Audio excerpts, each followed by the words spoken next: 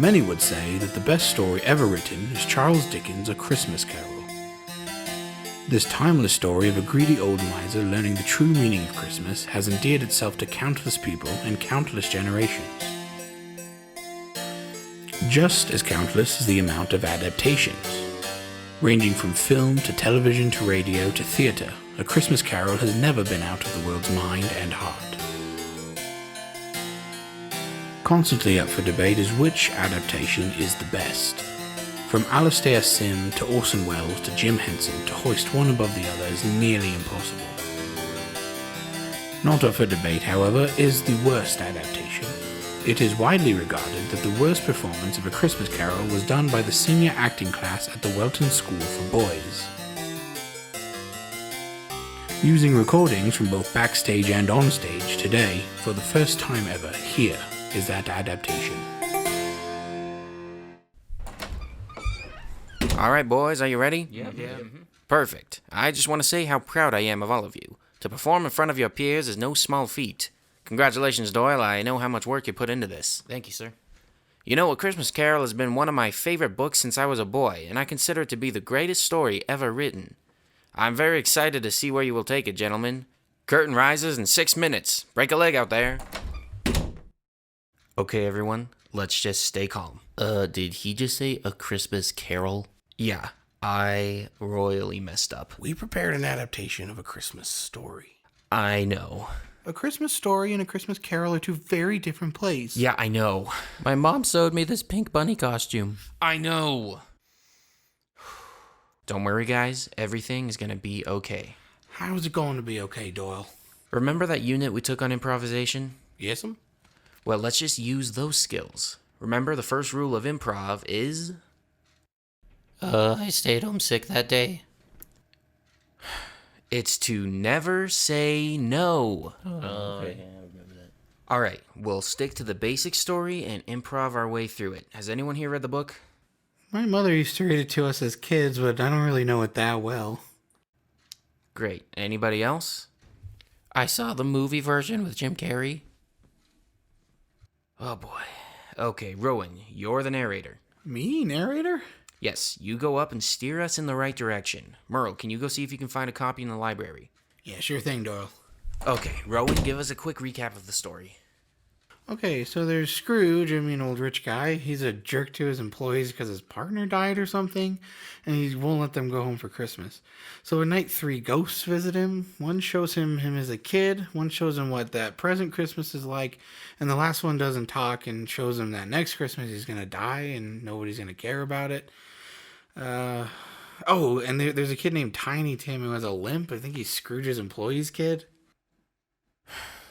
Greatest story ever written, my foot. All right, let's cast.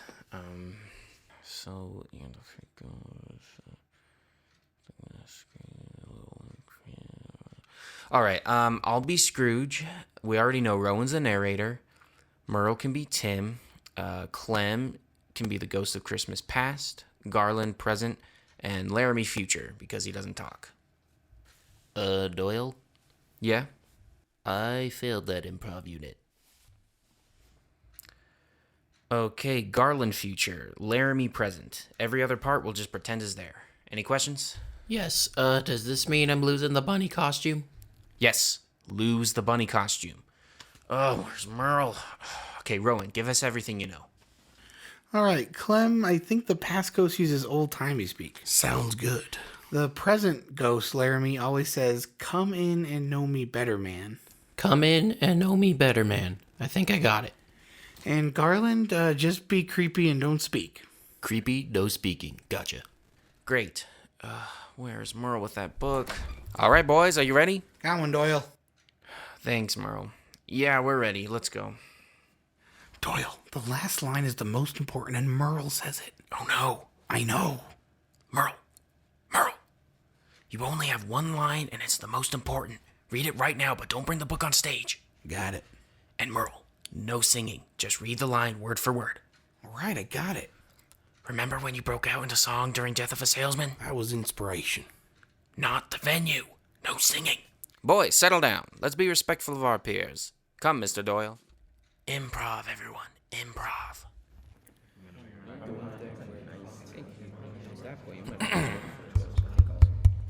Hello, everybody, and thank you so much for coming to our minimalist rendition of A Christmas Carol. Thank you.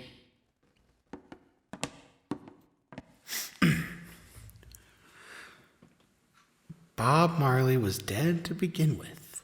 He was not a liked man, but a rich man he was. His partner, Alabaster Scrooge, outlived him and his purpose in this world. Here, we see Scrooge at work. Tompkins, I asked for that report over an hour ago.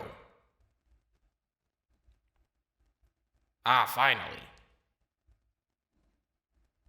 What's that? Christmas? I know of no such thing. You will be here tomorrow with the report on my desk, on time. Thank you very much. Later that night, Scrooge tossed and turned, unable to sleep and wide awake. A knock came at his door as in entered the ghost of Christmas past. Who are you? How did you get in here? Good morrow, my dear sir. Mine's name is... Well, it's not important what my name is. I arrivest here to show thou the past to, You're gonna teach me a lesson? Yeah. A lesson in what? Kindness, yes. Kindness. Thou lackest the faculties to, I see. Is that me as a child? Oh, yes, yes. Gaze upon thy younger self, Scrooge, and witness. Yes, I see now how I have changed. I miss my old self. How could it have ever gotten this bad? How?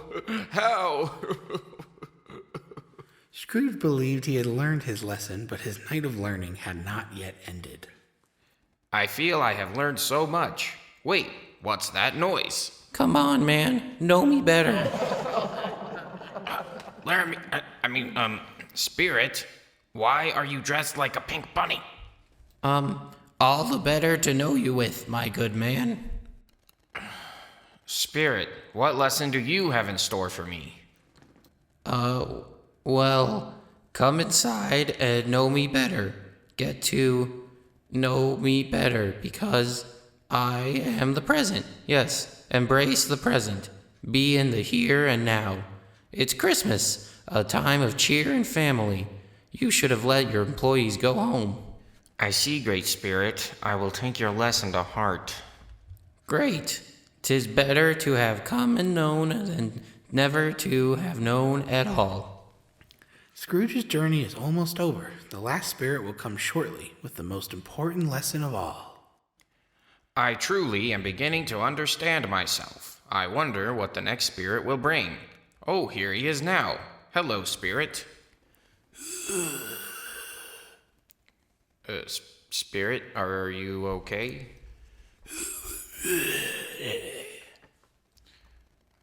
Yes, you are the ghost of Christmas future?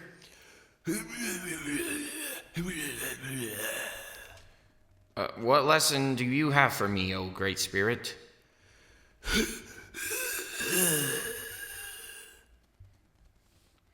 Spirit, what is that? Is that me? Am I dead?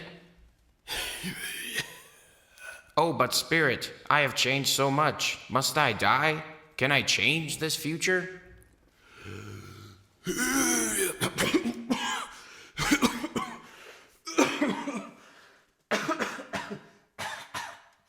Scrooge awoke the next day a changed man, a nicer man. The first thing he did was go to his employee's house.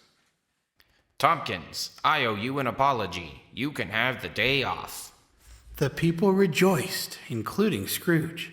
The Christmas spirit was alive and well, and the whole sentiment was summed up by the immortal words of Tiny Tim Tompkins, who said, "God bless the U.S., everybody. Oh, beautiful for spacious skies, for amber waves of green, for purple mountains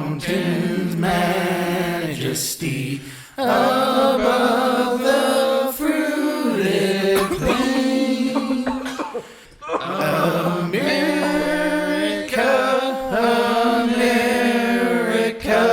God shed his grace on thee, and crown thy good in brotherhood, from sea to shining sea.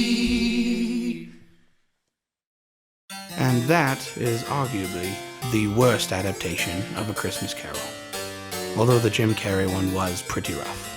Good night and Merry Christmas.